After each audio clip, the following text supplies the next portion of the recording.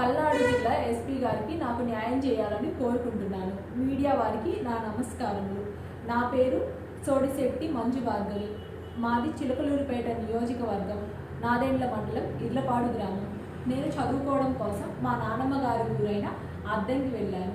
అక్కడ నాకు చాలా దగ్గర బంధువు అయిన రామానాయుడు నా వెంటపడి నన్ను ప్రేమిస్తున్నానని చెప్పి పదే పదే చాలాసార్లు నా వెంటబడి నన్ను ప్రేమిస్తున్నాను అని చెప్పి నన్ను బలవంతంగా లొంగ తీసుకున్నాడు. ఆ క్రమంలో నేను ప్రెగ్నెన్సీ అయ్యాను. ఇతను అద్దెంట్లో విశ్వభారతి కాలేజ్ డైరెక్టర్గా పనిచేస్తున్నాడు ఆ సమయంలో. అయితే ఈ టైంలో తనకి వేరే మ్యారేజ్ కుదిరింది. తన ఆస్తి కోసం, ఎక్కువ కట్నం ఆస్తి కోసం వేరే అమ్మాయిని చేసుకోబోతుండగా నాకు అది తెలిసి నేను 8/2/2022లో నర్సరావుపేట దిశ పోలీస్ స్టేషన్లో కంప్లైంట్ ఇచ్చాను. ఆ కంప్లైంట్ మేరకు నర్సరావుపేట పోలీస్ వారు నాతో పాటు ఒక లేడీ కానిస్టేబుల్ని, జెంట్ కానిస్టేబుల్ని ఇచ్చి నర్సరావుపేట పంపించారు.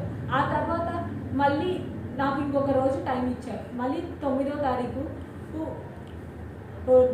మా అత్తయ్య అయినా, మా అమ్మమ్మ అత్తయ్య అయినా సోడిశెట్టి వెంకట సుబ్బమ్మ, మేకల నరేంద్ర, ధర్మవరపు దుర్గాప్రసాద్ మరియు చాలామంది పెద్దవాళ్ళు, ఒక 100 మంది పైగా ఉన్నారు.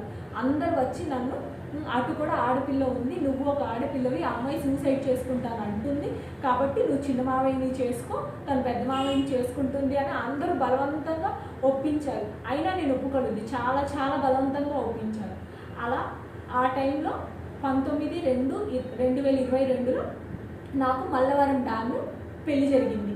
మా చిన్న మావయ్య అయిన సోడిశెట్టి కామేశ్వరరావుతో పెళ్లి జరిగినాక 3 రోజులు మేము మా ఇంట్లో ఉన్నాం.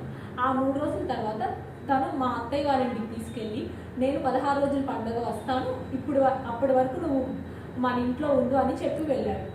చెప్పి వెళ్ళిన తర్వాత రామానాయుడు నాతో చాలా విచిత్రంగా ప్రవర్తిస్తున్నాడు. నన్ను మళ్ళీ ఫిజికల్గా, మెంటల్గా, వర్బల్గా కూడా అబ్యూస్ చేస్తున్నాడు. చాలా చాలా మాట్లాడుతున్నాడు. నువ్వు నాతోనే ఉండాలి, నాకే చేయాలి, మా తమ్ముడికి నువ్వు అసలు కాపురం చేయకూడదు, నాతో ఉంటేనే ఇంట్లో ఉంటావు, నేను చెప్పిందే జరగాలని చాలా చాలా టార్చర్ పెడుతున్నాను సార్. అది నేను మా ఆయనకి చెప్తే, చాలాసార్లు ఫోన్ చేస్తే మా ఆయన, నువ్వు మా ఇంటి పరువు తీసావు, కేసు పెట్టావు, నీకు ఇది ఇలానే జరగాలి, మా అన్ననేమన్నా అంటే నేను ఊరుకోను అని ఇలా ఒక 20 రోజుల వరకు ఇంతే టార్చర్ జరిగింది. ఇంక నేను భరించలేక మా అమ్మ వాళ్ళని పిలిపించి నేను మా పుట్టింటికి వెళ్ళిపోయాను.